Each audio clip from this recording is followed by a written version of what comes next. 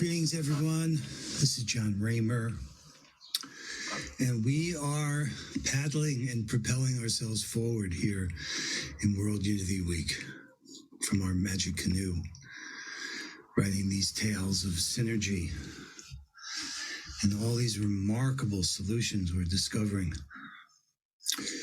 And this session is no exception. So, if you didn't know, there's a Living Cities Earth movement that's happening. And we're going to discover all about that. And not just the research being done and the education around it, but the whole ecosystem of action and the dream and vision of 10,000 living cities, which fits in perfectly with the whole spirit, not just of the Compassion Games, but the missions that we're declaring here between World Unity Week and Peace Week. So I'm thrilled to have Lev Gordon with us. And we're going to learn more about the idea and dream of happy, thriving, living cities, communities, families. And it happens that this Happy Cities Summit is happening at the same time. It's another one of these examples of synergy. So Lev, tell us about the Living Cities Earth and what's happening now in this 10,000 Living Cities vision and the panel we're going to hear from. Welcome. John, hello and welcome. Greetings to everyone, right. Everybody at home. I'm not hearing you yet, so hold on. He's live. Okay. Oh, okay. Greetings, John. Not hearing him in the Zoom room. John comes up. Do you hear me now? Not hearing him in the Zoom room. Hello, John, and greetings to everybody at home. Do you hear me now? You do. Wonderful. Okay, well, we are very long-term supporters of World Unity Week and admire this global initiative. And everybody who organizes and participates, it's a great, important undertaking. We are happy to be part of it last year, this year, and for many years to come. I don't hear myself, but I assume that you hear me well. So we have a very short introduction. Most of the people who participate in today's panel discussion, they are in Europe, deep asleep actually now. So we have pre-recorded our discussion a little bit before, when everybody was still awake, and we'll be happy to share the recording during our time here. But first, let me quickly introduce what we're about. What does it mean for all of our efforts of creating more peace, unity on our planet? And also how we could connect with your projects, your initiatives, everything you are doing in different parts of the world. Let me share the screen. I'll show a couple of slides. Do you see the red picture? I guess yes. Since yes. I don't. Okay, perfect. I'll be very quick, just browse through them to give you some impression. So the Living Cities Earth initiative is very diverse, multifaceted, because we bring together a variety of projects, a variety of global leaders, local leaders from around the planet. And you could see it in our design patterns. They're very lively. And first, when Martin Knox, our co-founder from Great Britain, developed those patterns, I was asking him, but what about the people? Because we are not about so much the cities or even the nature by itself. We are about people and how we can live together in harmony with each other and with nature. But you will see that people are definitely part of everything we do. At a recent Earth Day Summit we organized, we had 92 speakers and experts coming together from all over the planet. You know, many of them are co-organizing, co-participating in the World Unity Week. Many partners, also some familiar faces. And it was very interesting. All of those smart people, we worked together for 3 full days, 15 hours every day, because we tried to keep, our Asian colleagues, European, African, and both Americas in line. So we had very long days. And the final outcome was that we realized that love is the answer to all of our global problems, all of our social problems, all of our ecosystemic problems. And how do we sort of produce, or how do we unlock more love in our daily action in our life? That's a big question we are trying to, not only discuss, but also practice. When I was coming here and I was preparing my presentation, my wife called. She was coming, she was walking with our newborn, 2-month-old, Dasha Bella Luna, a girl, and she said, I know that you're very busy preparing for the discussion, but could you get me some food because I'm hungry? And it was 10 minutes before the start of our session. So I thought, okay, I definitely don't have time at all because I need to prepare everything. But what would Love tell me? And Love told me I have to take some time, prepare food, get it out. So I brought her a couple of, snacks and some warm food. And then I gave it to her, but I was thinking, of course, about our session. So I gave it to her and started to run back. And then I asked myself again, did I express all my love for my wife and my kid at this particular moment? Is it a living city? I showed as an example. And I realized not at all. I gave her food, but I didn't give her emotional support at this time because our baby was crying, and we gave her a shot today with some, stuff at the hospital. And so I turned back, I ran back to my wife, I gave her a hug, and I looked into her eyes, and we stayed together for a few seconds. But this is what made it a living experience, a real living connection with another person. And I felt that this is what it means to be true to what we preach. And so love is indeed, it's sort of the guidance which we use in working with city administrations on a global scale. And we have seen amazing results. So the initiative brings together action leaders on a global scale who have communities initiatives who work on a global scale, local leaders, city mayors, etc. And we have seen tremendous transformation going on a city scale. And if you know, cities are very inert, organisms, living organisms. It takes years or decades to make any changes. And we have seen that by applying those principles of both love and systemic sort of approach, integral approach to leadership development and community development, we create amazing results on a very fast for city scale, on a very fast track. So, for example, we had transformed cities from being the last in some lists of regional, let's say, quality of life comparisons, etc., from the last one to number one in 2 years, which is absolutely incredible. John knows that cities don't go so fast in the changes. Let me go back. I know that we have to run fast, but let me share a couple of more things. So today we are part of this amazing event, and we believe that together with those of us who will participate, we are building the action ecosystem on a global scale. Today we're at 1% of our capacity in terms of what we can do, and also in terms of the level of complexity of the issues and challenges that we tackle. We have a long-term perspective, so next 100 years we know sort of what to do. When we think about who we are, we realize we are a lot of things. It's a multifaceted organization. We're a catalyst to local changes. We're an integrator, definitely a creative collective. We bring together and we try to create what is not possible to do separately. We're both a think tank, a link tank, and a do tank, and many other things. When we think about what we actually do, definitely we inspire people. We interconnect our leaders and organizations and projects, but we do also a lot of other things: education, consulting, transformation, and we also love to laugh. We love to laugh and celebrate what we do. So we have a very light spirit, and I know that many people who are part of our organization and who are also present now, they could share and support this simple thesis. Today we became the largest integral city development community on Earth. It was not on purpose. It just happened naturally as people and projects joined. We keep the integral perspective in everything we do internally and externally. And today there are about 60 co-founders, and the number is growing very fast. And we select world-class leaders and experts to join, and together we co-create the future we want to see.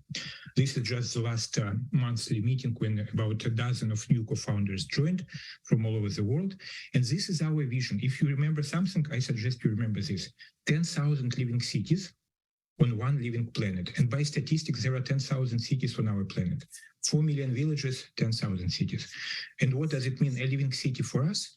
It's a place where people could feel fully alive. They could human well. manifest all of their creative potential, and live healthy, happy lives in harmony with each other and with nature, social and ecological aspects. I will finish here. We have sort of a mission of connecting 1 million leaders of positive change and supporting them through different ways. We'll talk about it, I'm sure, in the weeks, months, and years to come. Clear strategy, clear objectives. We worked with work groups and some external partners using the sociocracy as our internal sort of management system. This is some of our meetings. And we bring together different projects. And this picture is from one of our co-founders, and this is the last slide, from Robert Fischer, who is actually the president of Living Cities Earth Association, registered in Switzerland. We're working globally in more than 100 countries with local leaders, but Switzerland is the place where we are going next week, actually, for the annual co-founders camp. So we invite you to join us and fly together. And now let us switch. And John and Tim, thank you very much for the organizational efforts. And let's switch to the discussion we had earlier today. Wow. That's tremendous. Congratulations, Lev. Thank you. Really a remarkable ecosystem that you are talking about here. And, let's talk about how we can really be supportive to each other. How what we're doing here is proposing this field for radical collaboration. That's what we all need, right? Right. And leaning into what we can practically do to help make that happen. I think there's so much and so much potential. To unlock that potential is part of the challenge. So let's make it easy for people to find out more about the work, how they can become more aware, because I think awareness plus commitment is what leads to the change that we're talking about. So there are many programs that are at the city level that we're connected with here.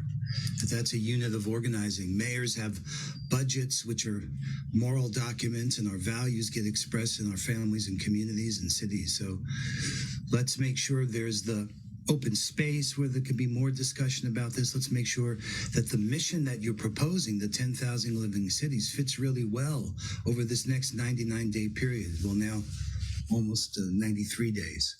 And then with the International Day of Peace in September, we could be using this time period to catapult the work of the Living Cities Earth forward and making connections and discoveries of how we can weave strategy together. That's for us what we mean by radical collaboration. So congratulations again. We're looking at Anna Marie, of course, and her leadership, and so many folks, and Alexander, we're all connected in a unique way that allows us to potentially do amazing good for each other and for all of our future generations. All right, so should we watch the interview that you guys just had, the panel discussion? Exactly. So we're going to do that. Thanks again for making this possible. World Unity Week is a real gift.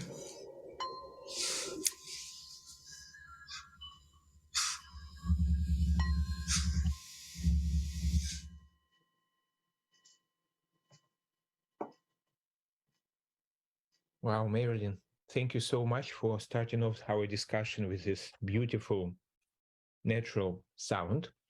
And today we're celebrating our World Unity Week experience. And today we're talking about happy cities. We talk about love, unity, and peace as foundations of a happy city experience. And let me quickly introduce who is in the virtual room today. So Marilyn Hamilton from Findhorn, Robert Fischer from Switzerland, Bern, Marina Demchenko from Rostov, Alexander Laszlo from Buenos Aires, Anne-Marie Verhoeven from Freeland, and Lev Gordon from Seattle. We might quickly talk about our experiences before we start. So my first question really would be for a quick introduction, maybe 30 seconds each. Why is the topic of unity, peace, and happy cities are important to you? Marilyn, how about if you start? Thanks, Lev. Well, unity, peace, and happy cities would relate very much to the inquiry I've had into how to reinvent the city, reframe the city as a complex, adaptive living system. But you know, the words love, unity, peace are so much more approachable, and happiness sort of is a beautiful container for holding them all. I think of them all as energies that flow through the field of cities. And I think that cities are Gaia's reflective organs. So this is an evolutionary impulse that really rings very true to me. That's why I'm here. Thank you. Robert? As a medical doctor and as a psychiatrist and psychotherapist, I have a lot of contact with individuals and with couples, and I see what makes them happy or unhappy. And besides their own reasons to be happy or not, the surrounding plays an incredible big role. And therefore, I really like to engage for happy cities, for a surrounding, a society which supports health and happiness. Thank you, Robert. Marina? Well, to start with, I would like to say that my one of the most incredible experiences of life was my appointment of the as an advisor to the mayor on the holistic well-being and happiness of citizens in one of the cities. And that is why the role of our inner state of happiness and objective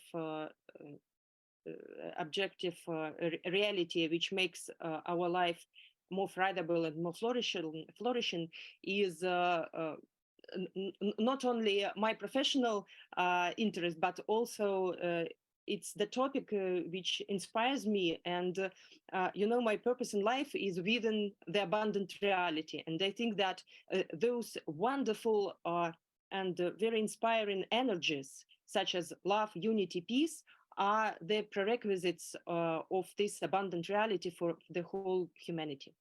So that's why I'm here. Thank you. Alexander? Thank you.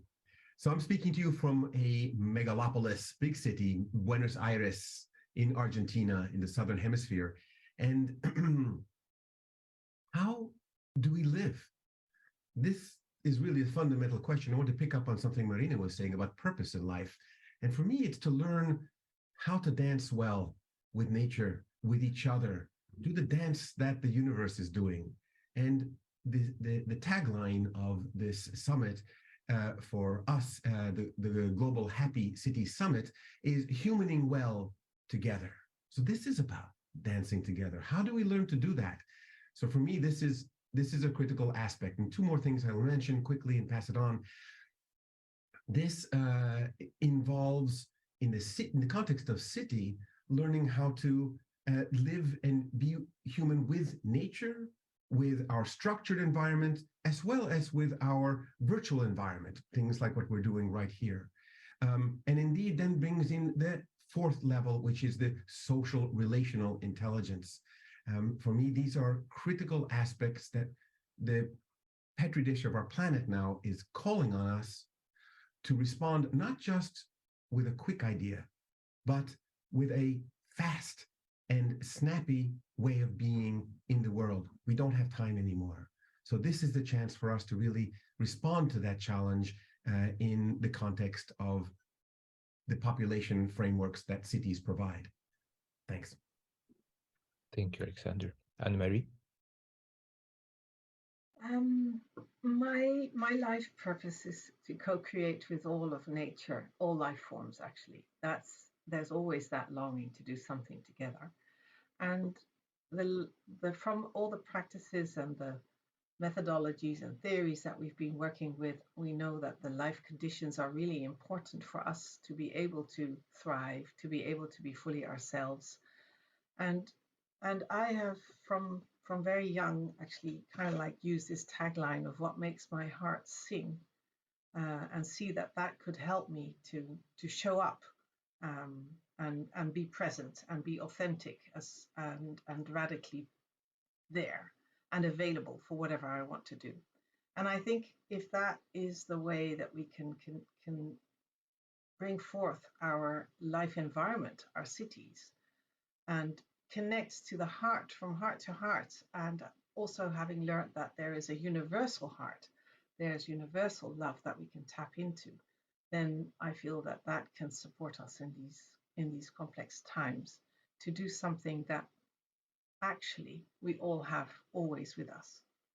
Because if we're alive, our heart is there and we can connect to that. And the breath helps us. So these are these things that we have available always. We just need to remember that we can use it. Wow. Anne-Marie, thank you very much. I know that you often, and your colleagues at the Hague Center, you often talk about the heart-based leadership. And I think it's at the core of what many of us do, right? Both the speakers on the screen and everybody who listens today.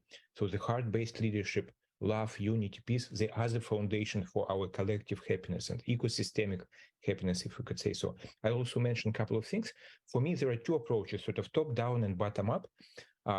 We could say that when we have love, or when we experience love, when we experience unity, when we experience peace, we are happier.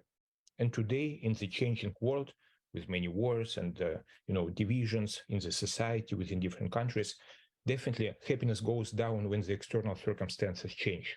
That's one approach.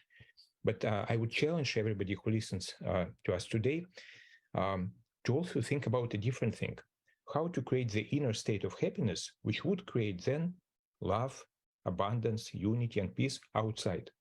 So rather than going from the outside inward, try to see how we can create the inner state which really help other people and our society flourish. So that's what we will discuss today, both of those directions, of course.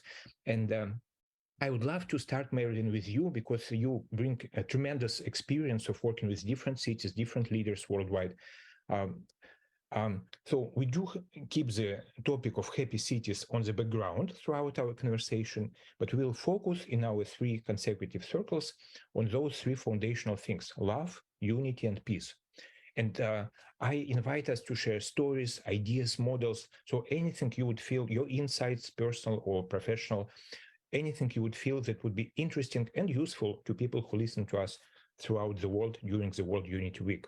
So Marilyn, the word love and the phenomenon of love, how does it ring, what does it mean to you in the context of city life or social life in general? Thanks for that great question, Lev. You know, when I was thinking about our gathering, I was going over some of the maps that I've developed over the years for Integral City. And one of them is a map of spirituality.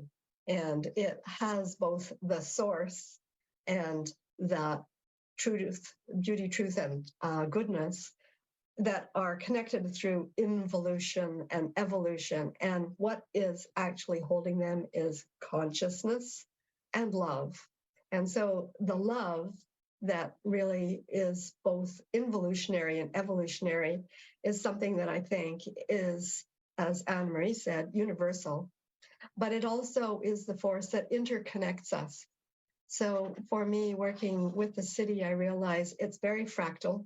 So we've mentioned how individuals can manifest love and happiness, but also the individuals connect with other larger groups of people, and they in turn are able to care and connect to the places that they're in, as we've mentioned, all of our locations in the world here.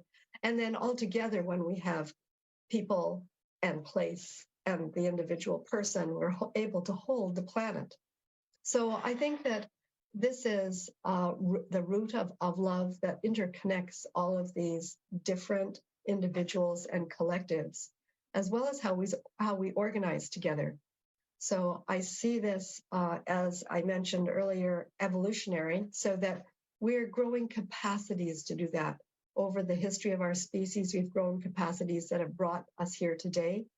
And when we look at any of the groups or collectives that we develop capacities for, we realize that individuals and groups and places all develop capacities that can support our planet. Somebody that several of us know well is the cosmologist Jude Currivan, and she mentions and suggests that what we do is think cosmically, feel globally, and act locally.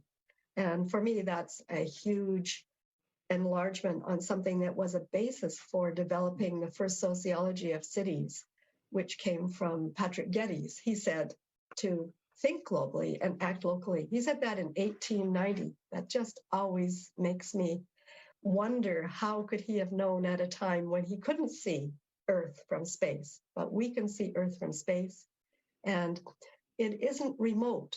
We know that this overview effect actually impacts the people who see it, the astronauts, and what they experience is a deep spiritual connection to themselves, to each other, and to our planet. So for me, this is all ways of expressing love, of seeing it manifest in our lives, and seeing how that we cannot possibly imagine a happy city without the energy, without the interconnection, without the relationships that love builds. So that's one of the ways I would respond to day love. Thank you, Marilyn. Robert? When love happens in my work, the atmosphere changes in the room where I'm working, or if it is with a group or with an individual or with a couple. It is a different energy which emerges, and I would say we realize the reality for a moment, because there is trust. It's very clear that we'll belong together. The good intention is there, and this is reality, actually. We belong together and we are in the same system. And when I watch what could support people from city level to the citizens, then I would appreciate very much some more support for the crucial life situations like birth, sexual love, and death. And these are all life situations in which people can be touched very deeply in their heart. So in birth situations, when I speak with parents who experience birth of their child, there is almost tears in their eyes because they are deeply touched. When I work with clients, you all know about birth traumas. It's so important how a birth happens. It can make a life happier or less happy. If you speak with people about sexual love, it's often very challenging to make it happen. And when it happens, people are deeply touched in their core, in their essence. It's about love when it becomes possible. And when it is about dying, it's the same. People are touched in their deepest core, and they have to let go of their physical existence, and sons and daughters have to let go of their parents, probably. And this touches again the love deep in our heart. And my city, Bern, under the patronage of the mayor, they have a concept, a charter for carrying the end of life together. It's on the website of the city, and the whole group developed this charter, and it is about cooperation, not only from the medical system, which is very important, but it's not enough. It needs more security around and support against stigmatization, against fears, against depression, against many things. And if even churches and other spiritual organizations can involve in this, and there is a network created. So I think this contributes a lot to happiness of people in a city. Thanks. Yeah. Thank you, Robert. Marina? Thank you, Robert. You know, some years ago, I had, maybe some sort of revelation. I don't really remember how it came to me, that all things in our lives and in the world itself are made or driven by two fundamental energies. The first one is the energy of fear, and the second, but most important, is the energy of love. And I really believe that love is the fundamental driving sacred energy, which is the energy of abundance and creation of everything. And I think that if this energy prevails, we don't have any wars, any competition, any fears, any scarcity, and so on. And I think it's really important to keep and to keep this flame and to highlight the importance and the prevalation of this energy in our lives in day-to-day actions.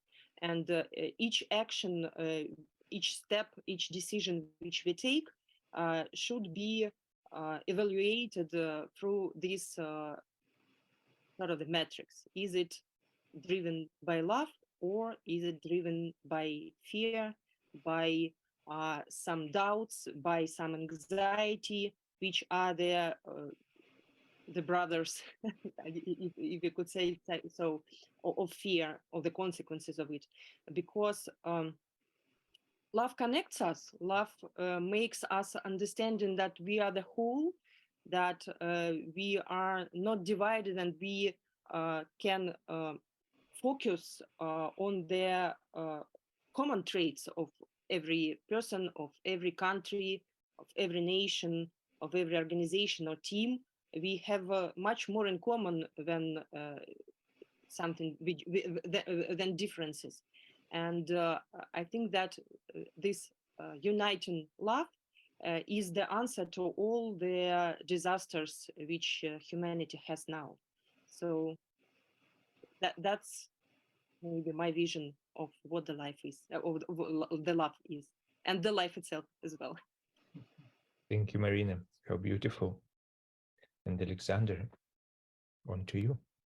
Thank you, Lev. You know, the universe appears to be made out of matter and energy, but secretly, it is made out of love.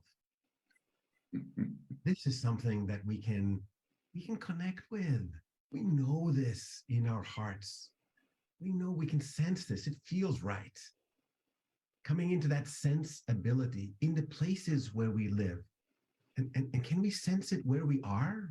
So this is, I think, the challenge of love in the happy cities, the loving cities, the living cities. And just as within me, you can't find where love resides. Is it in my shoulder? Oh, wait, maybe it's the other shoulder. Or is it my back? Is it my toes? You know, that's kind of silly quest. So love in the city, where is it? Where would it be in our life? We can take this anywhere, just as Anne-Marie and as Marilyn were talking about in terms of the fractal frames, Jude Carvin and so on. This is everywhere, but how do we feed it? How are we not doing love, but being love? And how is the city being that love? For me, this is a question of the texture of the experience. So we can be in an experience which feels, there are many ways of expressing this. It could feel slimy. It could feel dirty. It could feel rough. It could feel sharp. Just the environment where we are can feel that way. There are also environments where we are that feel nourishing, that feel good. We don't even have to put the word specifically on what it feels like. It just feels yummy. And so how do we have those experiences, those places? How can we build those, co-create them, nurture them, more than build it, garden them? And the city, I think, in the living city, the loving city, this is a question of how we can be gardeners, ecosystem gardeners, truly the ecosystem of the living city. How can we find places where maybe there is not that love vibrating, where we can sense that it's not quite, and how can we breathe into that, the life and the love? This is the alchemy that I think we can bring to our contexts. It's a choice we can make, how to respond. And we will come later in the conversation to how we do this in unity, and what does that mean with regard to peace? But for me, this is about finding those sacred relationships with life. And that path to the sacred relationship with life is fed by love. Thank you. Thank you, Alexander. Anne-Marie? Yes, I totally agree with you, Alexander, about that. And I see love very much as a life force. And that can show up in all kinds of situations, also in tragic situations, in really difficult situations. It is love that can prevail and keep us going. At least if I look, I did some research before I stepped into a project in of One Humanity Institute in Auschwitz, and there what I read from the survivors was that it was actually love that kept them going, and even in those terrible conditions, that was what they could really, at the end, get this life force from. And there's something about the openness that when we even when we might not be able to feel it, but when we try, when our intention goes into love, universal love, there is some kind of opening that happens. It's organic also, it's human, but it's also between a human and other living beings in anything, actually. It can be there. So there's an openness there. And it is not a static thing. It's in Fintorn they say love in action as one of their purposes or missions or whatever they call it. But I love that love in action part.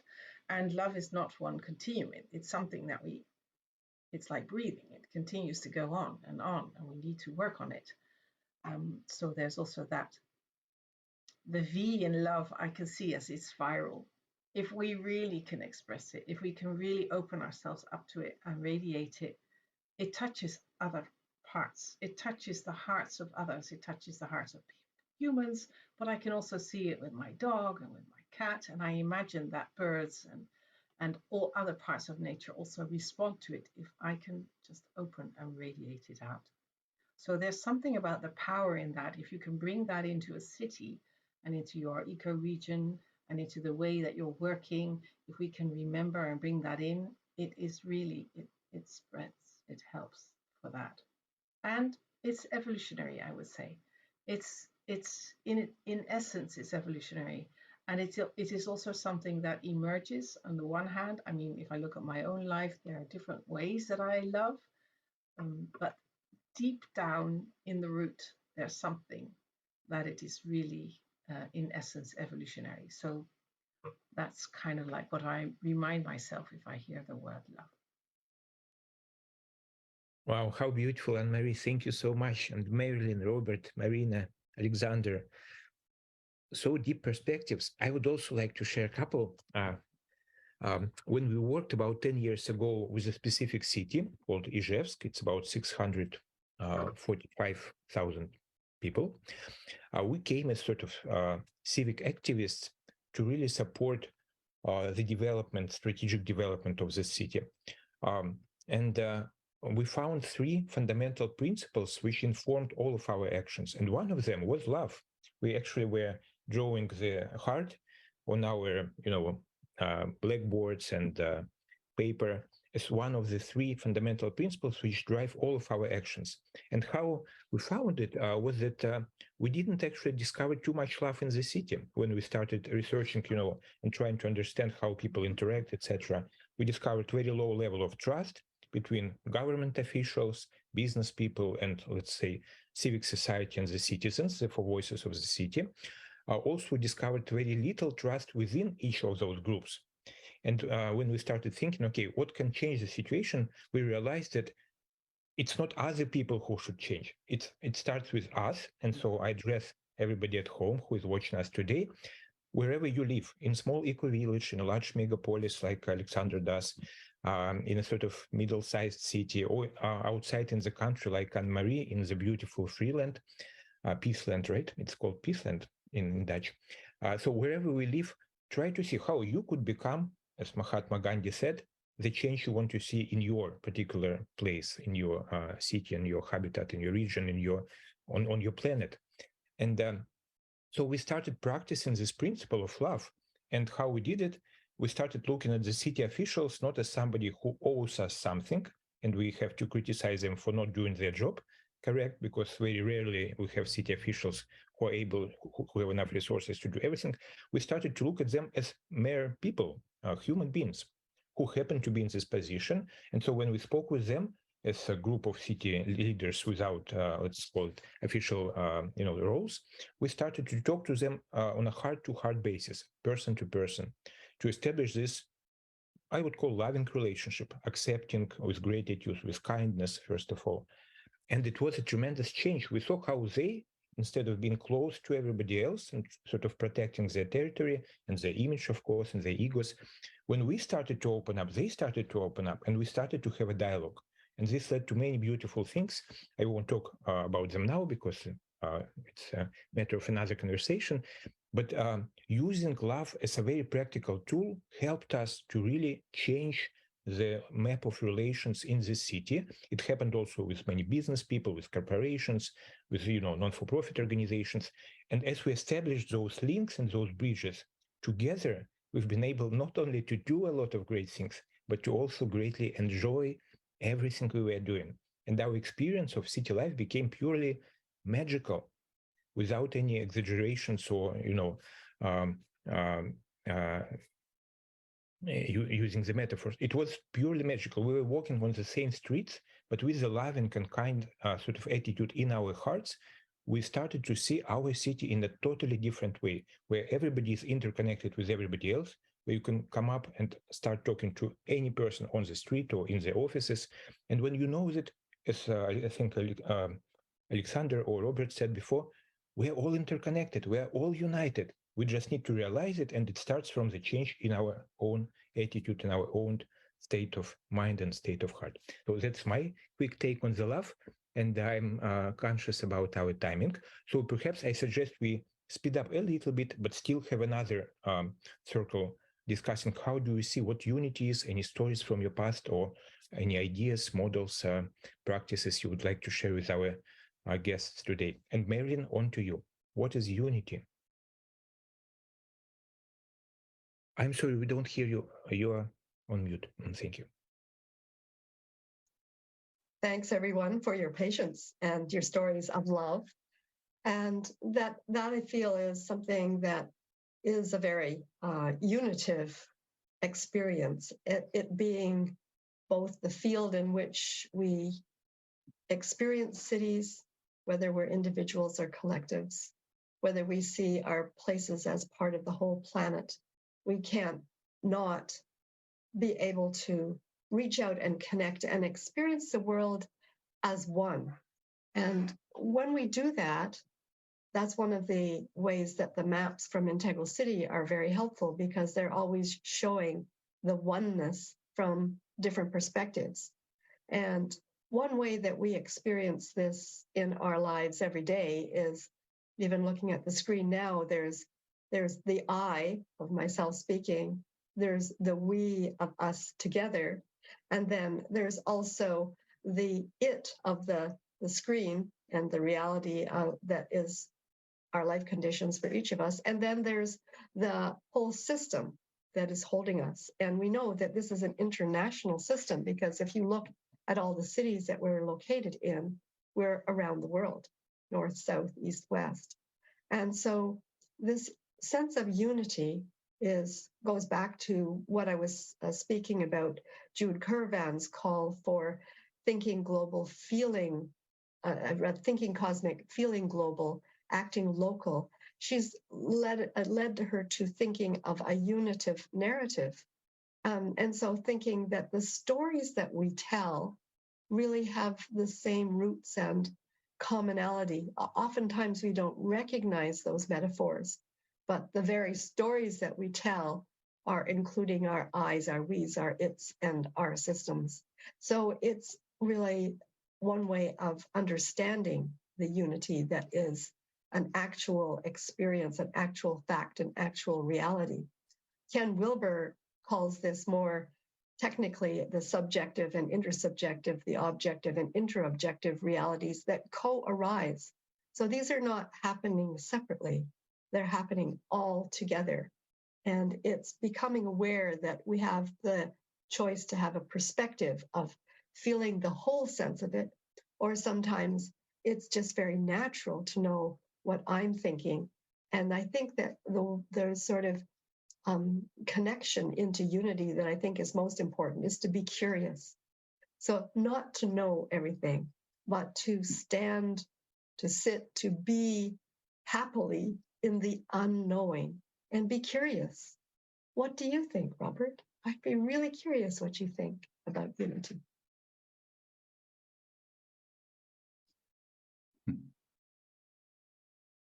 Okay, thank you, Marilyn. Today I was walking in the mountains, and more I become a guy who likes to talk to people, small talk. And Marilyn just mentioned the word curiosity. I am curious about very small things and ask people very simple things, and immediately there is a human contact, and we are a unity, a human unity. And I enjoy this more and more. And even sitting in the mountain house in a group, we had immediately a group talk. Unity, beautiful. About 15 years ago, when I was in nature and in a kind of vision quest, I asked myself, what and how can I engage for life on Earth? And it became more clear to me that I don't feel yet connected to the whole world. I was connected to my small world. And then I started to realize that when I love the world more and more, I will behave in a healthy way for the whole organism of the Earth. And this I try to realize more and more. It's not always easy. I fall back in my old habits once in a while. But it is also, it's fun actually. The more I do these steps, the more I like life. And when I think about unity, it's also the unity about inside me. More and more I think in the concept of having different centers of wisdom in me. Not only the cognitive brain, the heart is a very known wisdom center, but there is also the guts, the belly, the genital area, and maybe even more centers of wisdom. And the more we can connect this, I guess the more it is possible to feel the whole Earth and to tune in the whole living system. Yeah. And I guess this helps us against the polarization, which happens a lot in the public world, in the political world, and so on. Yeah. Well, I'm curious about you, Marina. Yes, thank you so much. I just was thinking about the small research of Alexander, where the love is.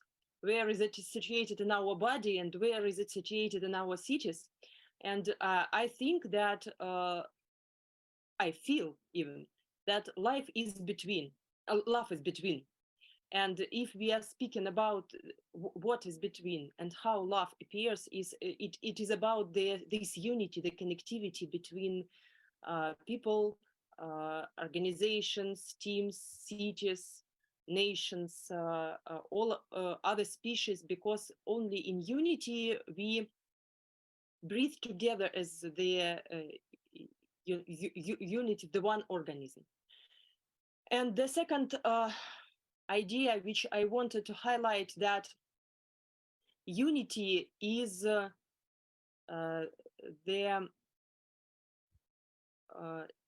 service to diversity. It's not about leveling their differences or somehow diluting their specific peculiarities. It is when we speak about the unity of different nations, different cultures, different approaches, different uh, sciences and different organizations. Uh, we shall not speak about some unifying everything, but about or the another polarity is exacerbation of these differences and opposing one point of view to another. But it's about the appreciation to the diversity which makes this unity so beautiful. And if we learn from nature, we can see that our world is so so rich with these differences, with so diverse that if humanity can perceive this approach and cherish these differences and integrate them and augment them in order to create this beautiful diversity, I think in this approach, unity again will be the embodiment of love, first of all, and will be the answer to all the questions which we have today so acute post before us as a species. So thank you. And what do you think, Alexander? Well, thank you, Marina and Robert and Marilyn gone before. Yeah, I would like to pick up on this idea of, again, what it means to human well. I think a lot of that has to do with the conversations we have, a lot of what you were just now talking about, Marina. And because we are a species that talks a lot. We communicate through spoken acts, through reading, through language. We often talk about, not often enough, the language of love. But how does love inform our language, and how do we communicate? So there's a good colleague of mine, a friend of mine, David Price, talks about being in dialogue. It's not quite dialogue, but it's a kind of dialogue, taking the reference to the Tao, that is in harmony, looking for the flows, in dialogue with each other, in dialogue with nature. It's a sacred dialogue, being in dialogue. And this, I think, is part of this expression of unity. How can we be in conversations where we human well, which means we're not just having conversation to make our point and to win the case and to make their communication one way, but we're in a listening dialogue, in a dialogue. We are in this way of really in a conversation of empathy, where we're listening into what is seeking to emerge, that has health, that has life, that has love. So for me, the last two things here I want to mention is this concept for me of unity. It can be scary because people can think, oh, wow, I'm going to lose my identity in this unity business. Where am I? But the important thing is unity without uniformity. It's not unity of a monolithic type, just all the same. Unity without uniformity. And diversity without fragmentation. So that's nice. We can have the diversity, but you see both are reflections of each other.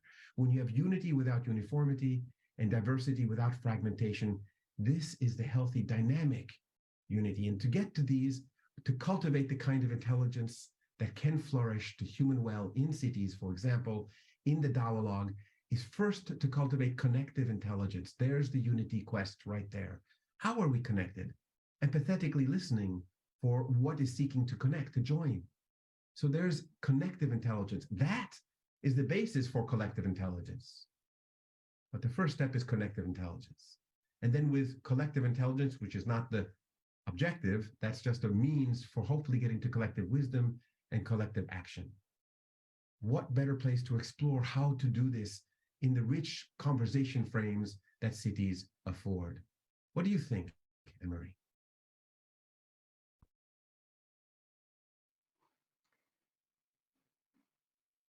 Yeah, I think what you're pointing to, the diversity within the unity, is extremely important.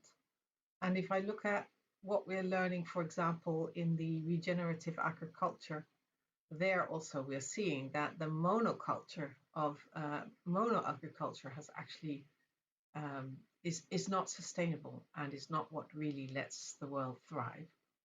And I think that's for all expressions that we're seeing in this beautiful planet, Gaia, that diversity.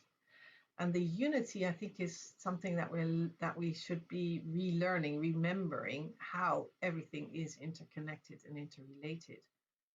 And there is this dance in that sense. So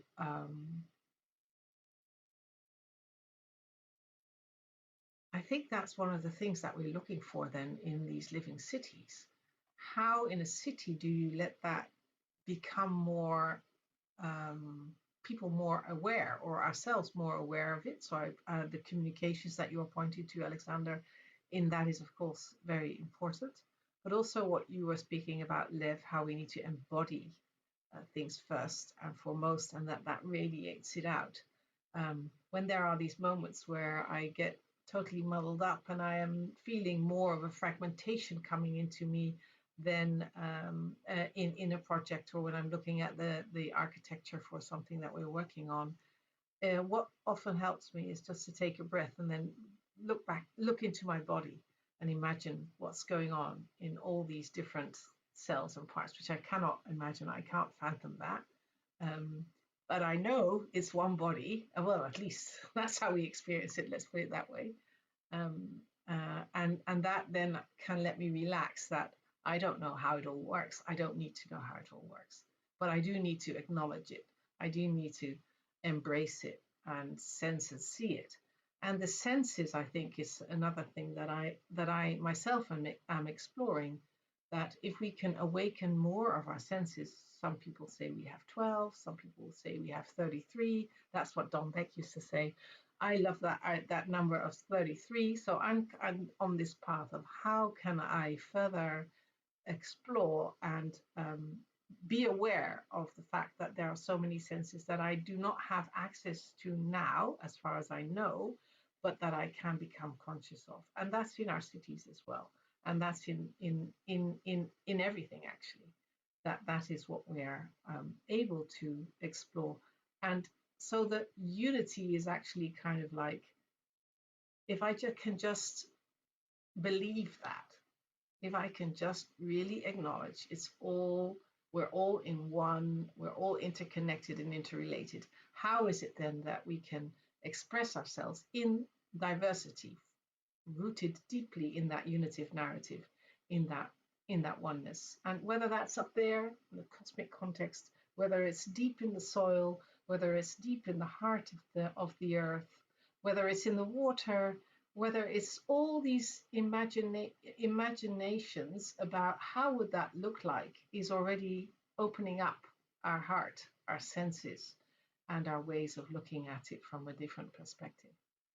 So and what your father, Alexander Irvin Luster, has really been sharing and expressing and taught me about is that if we really come with that planetary consciousness, then it's also the next step can be that how we can, from a coherence within, we can come into a coherence together, and through that come into super coherence, and that also will help us to really be fully present with joy and love and the thriving of all parts. Wow, thank you very much, Anne-Marie. You see, the unity takes so many different shapes as we went around the circle. I learned from you as much as I learned during my business school about many different other things. So it's a very rich, very sort of intense learning environment. And I think everyone who is watching us today, or the recording of our conversation later on, take some bits which are relevant to your life. You don't need to necessarily remember everything we said, but there are usually one or two things which really resonate deeply with you. And what I would like to share on the topic of unity, I had a few ideas before, but as I was listening to Anne-Marie, my daughter came into the room. I'm working from home today, and she's 6 years old, and she started cutting paper to do some drawings. And I told her, quiet, I have to speak in a minute. And she was trying to be quiet, but still there is noise when you cut paper with it. And so I felt I was getting a little bit angry. And then I thought, okay, we are having a panel discussion on unity, love, peace, happy cities. And then my daughter is cutting paper to do some drawing, and I'm getting angry. How does it correspond? Then I remembered that we need to start with ourselves if we want to change things on the outside. So I observed and became more aware of the type of anger which happens within my psychoenergetic, body. And then I tried to connect with this anger. And as I connected with it, right, I opened up to it. I accepted it as a phenomena in my psyche. I realized that it sort of gets dissipated. There is no anger. There is an experience of noise coming from the scissors paper. And then there is an experience of my presence. And because I am informed by our conversation and our intentions to build the more loving cities, as Alexander said, it was my intention to choose love over anger at this very particular moment. But the same happens in our daily life in the cities. We constantly feel upset or angry or jealous, or we experience a variety of negative quote-unquote emotions when the circumstances do not correspond to our expectations, right? And then we have people who are closed, who are aggressive, who are passive-aggressive, etc. And so what I learned from my daughter, from us as a group right now, is that we can transform our experience at the moment when it happens. And as we do it ourselves, as we do it in groups, as we connect to other people and we share our experience in those circumstances or in larger sort of circumstances with other people and invite them to consider this option of being more conscious in our daily interactions, more open, more loving, etc., etc. That's, I think, how unity could come into real life on a city scale or on a global scale eventually. So thank you very much, all of us. Thank you to my daughter and Marianne for this wonderful experience. And I suggest we go in a final circle and we unite our thoughts about peace with the synthesis, some thoughts as we sort of close up our conversation in about 15, 20 minutes. So how does an experience of happy city would combine those aspects of love, unity, peace, awareness, etc.? So some final thoughts as we enjoy this small part of the World Unity Week this year, and as we begin the marathon, right, which goes through several months until the end of September. As you see, Marilyn and myself, we have those red backgrounds. It's also part of what we do on a daily basis. We human well dot together. The togetherness aspect is related to the World Unity Week.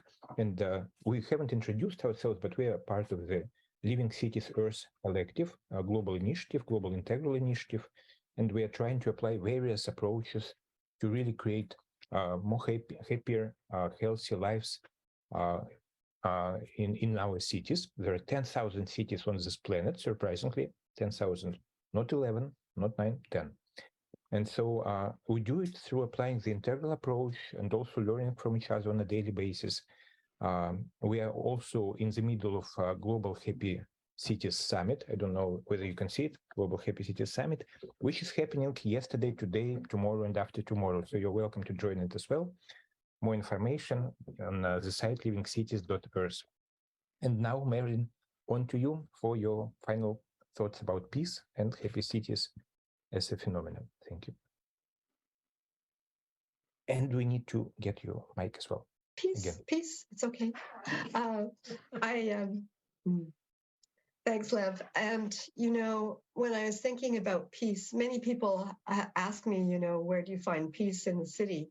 And one of the things that I have always considered was that peace is dynamic. It's not a steady state. It's not being frozen in time or circumstances. So your example of your daughter in the room is so perfect. And that you found in your self-reflection, which was happening all the time in the background to what we were doing here on screen, is a perfect example of how dynamic the city is. Because individuals and groups and organizations and all of the non-human life are interacting at the same time in cities. You know, one of the things I do on Saturday mornings here at Findhorn is I hold a meditation, and the meditation is called Islands of Calm. And the reason I hold the meditation is because I've been inspired by David Spangler, who said, if you can find an island of calm in yourself, you have the opportunity to influence up to 1,000 other people. I thought, wow, those are wonderful opportunities. And that here, even in our eco village, week to week, we have many things that can create turbulent lives. But we need here to find our islands of calm. But one of the things in our meditation is that we share this island of calm that we create for ourselves with also people who are not present, and places that we started here, but we now include the whole world. The other aspect of being able to reach out and include the non-human world.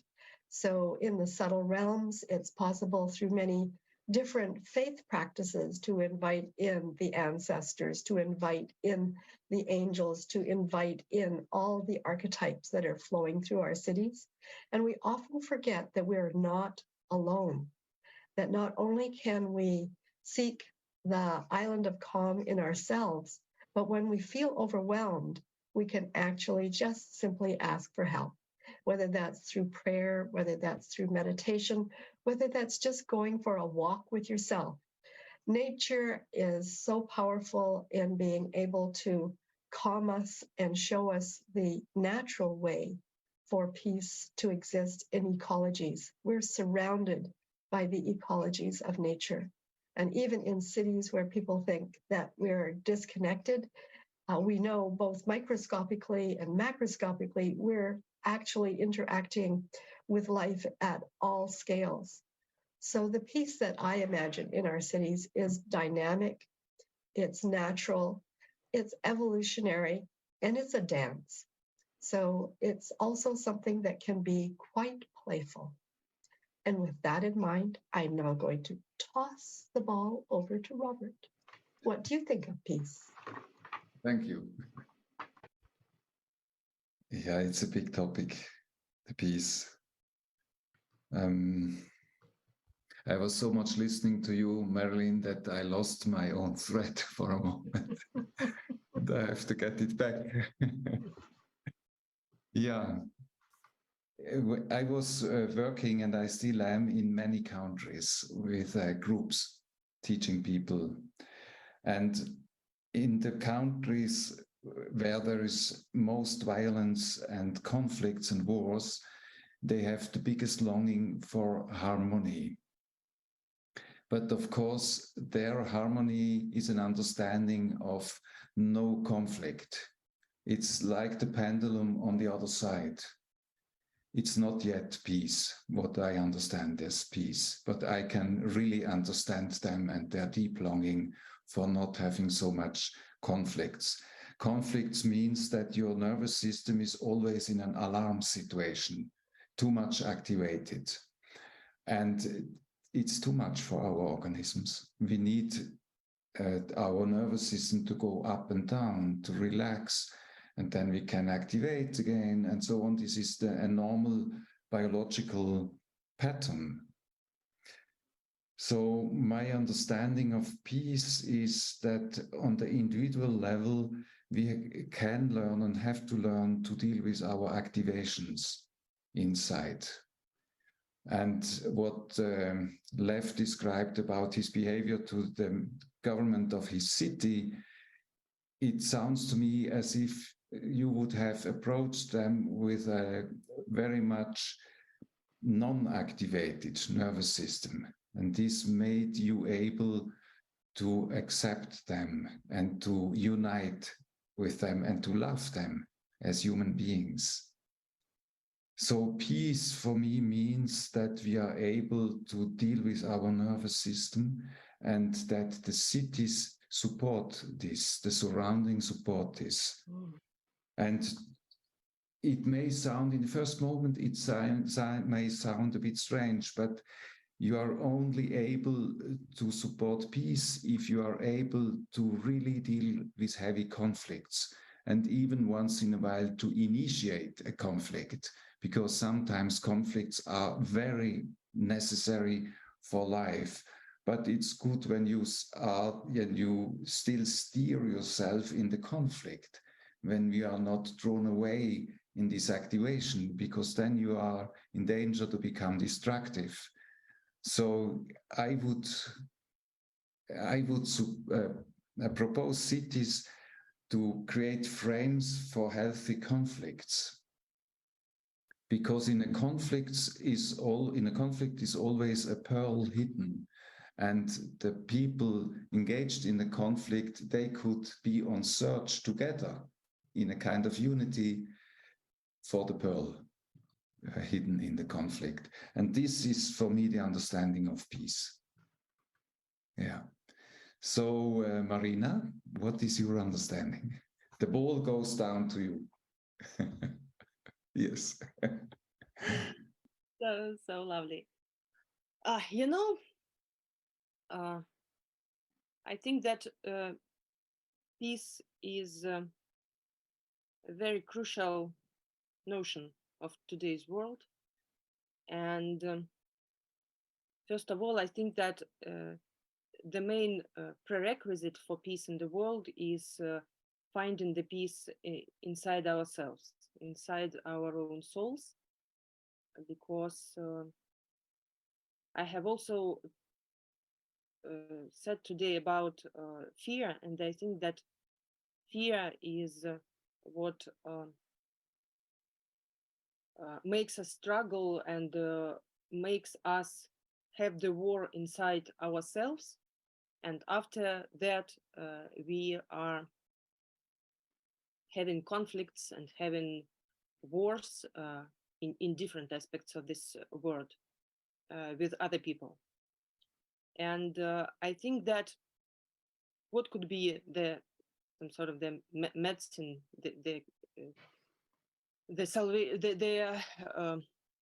something which can help us solve these problems. I think that that's the appreciation to these differences which we have, the curiosity to another point of view. It's really important for the cities. The opportunity to hear and listen and to understand what other people are saying, the gratitude for maybe not being indifferent for different situations and aspects, the deepest respect, and first of all, the sacredness of life. It's the main prerequisite of peace globally and in different local conflicts as well. Kindness, trust, caring. And I think that a happy city is a city full of loving, caring, co-creating people who are focused not on taking but giving, not on consuming but creating something together. And this notion of peace and happiness and trying at least understanding each other with appreciation, curiosity and kindness can really help us overcome many conflict situations, be it interpersonal situations or international ones. So thank you. And I'm passing on to Alexander. I got it over here, the peace ball. You know, you just made me think of something, a curious little story that I will share for a student of mine. We were studying, you know, what is the scarcity mentality and the abundance mentality, and what is the difference between abundance, you know, living in that frame you were talking about this, Marina, and how do you create those conditions where the humaning well together is a dialogue about abundance, not about scarcity. And this guy, I have to move for this. Hopefully you can see me still in this. Okay, you know, it's a difference between living in scarcity, you know, where everything in the city is scary. It's scarcity. Oh no. Or living with a bun dance. And then you're going to shake, your bun. It's a bun dance, And I never forget that because that was fun. But so I think this is really, it's the play space as well. It's how do we create a city that is where peace is something that is, as Robert, you were saying, it's not just that static form of harmony, no absence of conflict. It is a creative dance. It should be fun. Gandhi, I love Gandhi's expression where he said, there is no path to peace.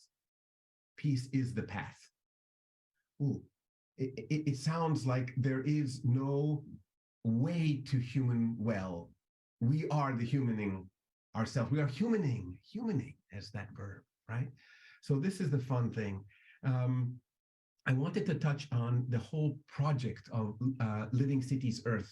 And as Lev mentioned, this is about creating those 10,000 cities and bringing them alive. And it's about connecting them with each other. So it's not just a spot activity about here's one of the 10,000 cities, here's another one. It's about creating a living rhizome, a mycelial web. It's about being fun guys in this whole process and creating from that an ecosystem of cities. And out of the ecosystem of living cities, we can have hopefully a thriving global civilization. This is the scaffolding that we're talking about. It's dreaming big, but it's acting on that. It's not just having that as the dream. This is the peace frame. So for me, this comes to something Marilyn was talking about, and Lev, you touched on this as well, how it starts from within. It starts on the capacity to, what does it mean that you aren't being at peace? You are peace. What does it mean to be peace?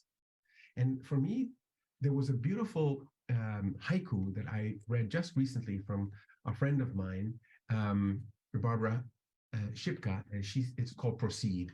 And she says, "When I fear the world has ceased to hear me, I am still flowing waters." And this idea of still flowing waters, for me, there's peace in that. And how we can be both, and I'm playing with the expression, both still and flowing. Still in our centers and flowing with what emerges in the moment. Still flowing. How can we be still flows? And I think that is, for me, comes to a practice of maybe 5, and I'll go through these 5 quickly, 5 ways of humaning well. And it has to do with our ways we live together, the conviviality. There's conviviality with ourselves. That's intrapersonal peace, interpersonal conviviality. Often we have dialogues, and Robert can tell us all about the dialogues that we have that are not healthy with ourselves about who we are and how we are. Then there's dialogues with each other. There's interpersonal, intrapersonal, the first level, interpersonal peace or conviviality. How do we live with others? Clearly in the city, this is important. Do we have dysfunctional conflict or do we have healthy conflict, like Robert was asking us about? At the third level, it is conviviality with nature. And this is the more than human world. What is our dialogue with our living environment? And how is nature part of that conversation, an integral part of the peace that we are? At the fourth level, it is conviviality with our ancestors and with future generations. Indeed, in a city, we have our ancestors are with us. We're often walking into very old buildings or into places that were constructed by them way before. And indeed, the city is built on areas where the ancestors of our ancestors lived. What is this sacred ground? How are we bringing that into presence? And how are we being good ancestors for future generations? This is another key aspect of that trans-temporal dialogue, transgenerational. So it goes intrapersonal, first level, interpersonal, trans-species, transgenerational, that fourth level I just mentioned. And the fifth is pan-cosmic. How are we engaged in this way that brings the expression of not just our homocentric frames of being in the city, but how are we truly an expression of the creative impulse of the universe?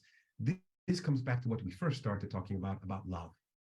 because that is the creative expression of interbeing, as Thich Nhat Hanh talks about, the interbeing. And this is the city, I think, is a beautiful place for us to do this. Finally, I'll end just by saying, this is not just a nice idea, great experiment, let's check it out, see if we can do it.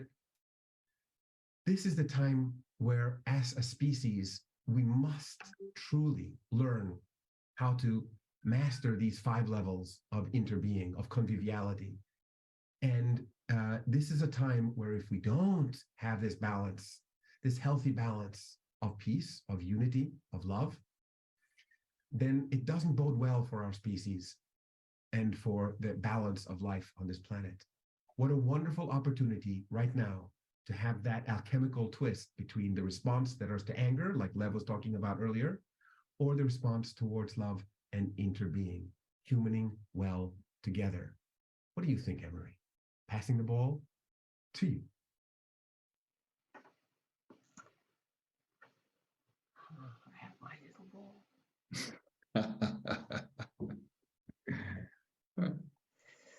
Yeah, I don't really know how we're going to get to peace, but that's what I do know is that I just really want to be able to be doing things from the heart, like we mentioned before. And one of the things also is to connect us, like you're also mentioning, Alexander. I think all of us were mentioning that somehow, that those of us that are really truthfully looking for different ways of coming together, humaning well in all these layers.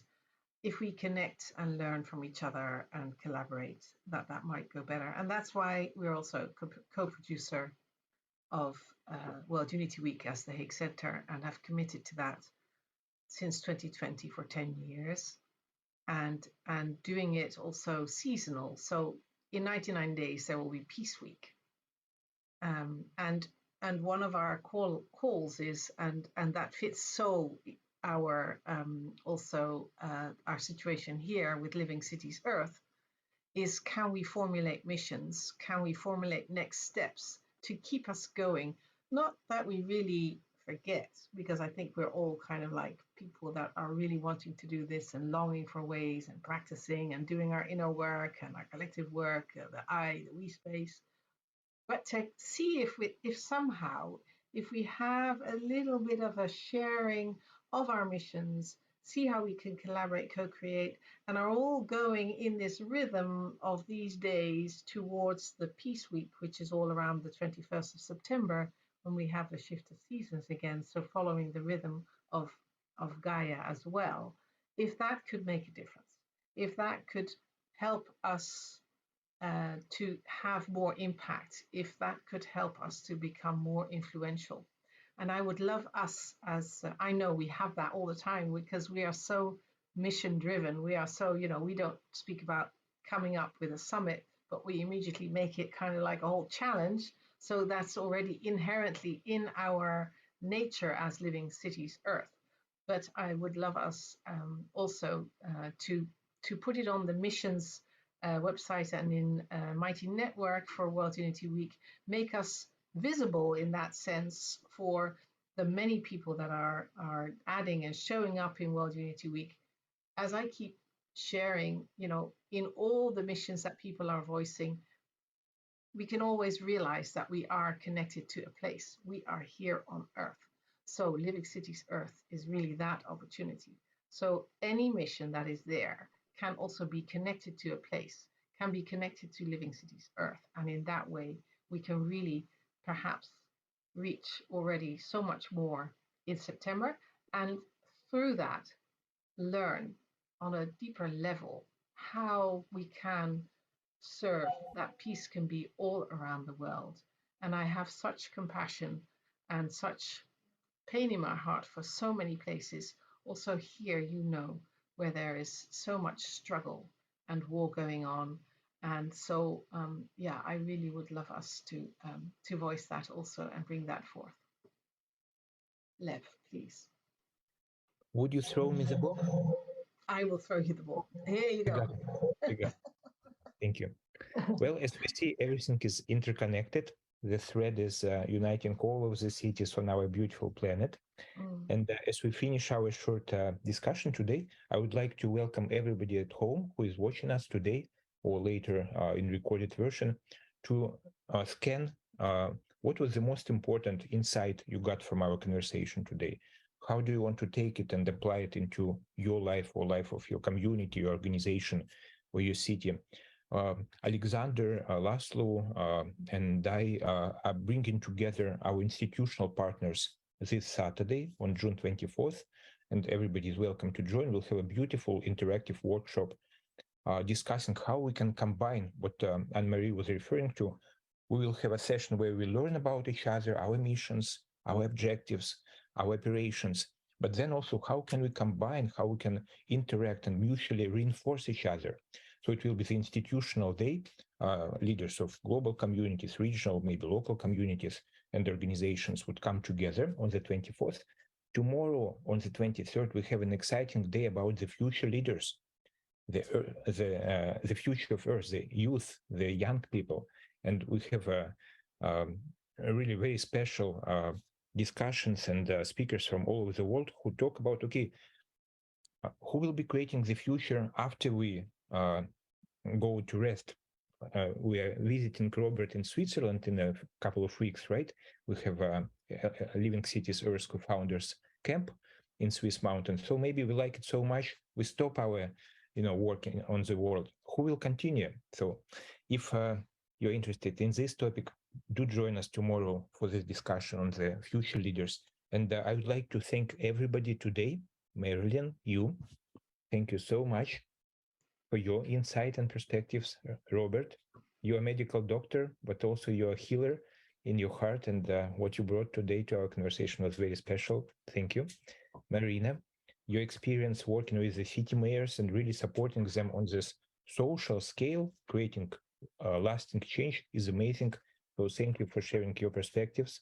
Alexander, you're the only representative today, at least, of the southern hemisphere, of the global south. You look a little bit like you come from the north, but you are now part of the south. So thank you for joining us with all of the insights and metaphors. And Anne-Marie, you are the strategic connector who brought us all together here at the platform of World Unity Week. And thank to you and John Raymer and everybody who is supporting the structure for years and years to come. So we are together in this. And big thanks and lots of love, unity, and peace go to everybody who is watching us, everybody on the planet. Let's create a network of 10,000 happy living cities together. Thank you again. All the best. And thank you, Liv, for also bringing us together and for continuing the conversations. And yeah, really great. And we're coming back to Blessings, everyone. Fabulous, just fabulous. And that idea of building the bridge to the missions gives a way to keep the continuity and building the momentum we need right here. So we want to invite everyone to join that mighty network that Anne-Marie's talking about. Also using this time to get to know, you got to know the network to knit the network. And there's still more unfolding here as we're getting to know each other and becoming more aware of these resources and these visions and dreams.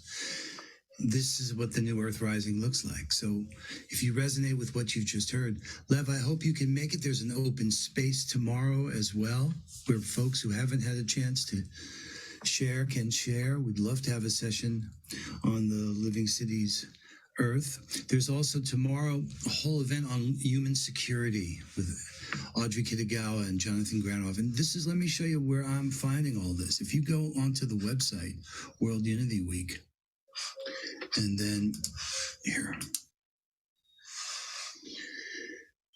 what you see here, it's loading. Hopefully you're going to see it. No, hold on. Let's try that again. So if you go either onto the Mighty Network or onto, room 1, hold on. You can see the different events being produced tomorrow. It's a full day. So one more time, let's see. Yeah, now it's fine. Let me show. This is just room one. So here we are finishing up this event. This starts tomorrow. Now you see what's happening. This is like a summary page. I can read, and without clicking over here, I can just keep going down. So this is the one on human security, which is such a vital issue with Jonathan Granoff and Audrey Kitagawa, who did a session earlier with David Corton. Then the whole topic of compassion and AI that Anna Marie and others are convening. I mean, guys, there's nothing more disruptive right now. We're kind of at that singularity moment. All of a sudden, our lives have changed profoundly with the new advent of AI this way. And moving into this idea of transforming our divided world. And I mean, look at this so much. I mean, this is what's amazing. This is just in room one, right? There's 25 rooms going. And this is open space technology tomorrow at 5 o'clock. So the challenge becomes how you harvest all of this, how we make meanings. Let me show you what I did here. If you go to all events, you can see everything, or if you can go to all rooms and you can choose any of the rooms, and the rooms will just show the events that are happening there. So I happened to pick room one. That's why I saw those events. So there's the Global Fire Ceremony room, and it's really remarkable, the unity and diversity, you know, this idea of connecting through your similarity and innovating through your diversity. So I just honor you guys, Lev, and all the work for the Living Cities Earth, and recognizing this is that time we've been waiting for. This is the moment. If not now, when? And if not us, who? And Lev, I just want to honor you, the authenticity you bring, just the way sharing from your own life experience, which is the only way I know we can do it, and being real and generous and loving. You know, love means your concerns are my concerns, and the power of caring is such a great force in the world. For me, as compassion is love into action, empathy into action. So we're going to close this session, and this actually closes it for the day of World Unity Week.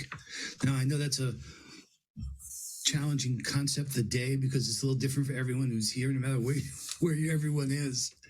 You do have to say good morning, good afternoon, good evening when you show up on these sessions.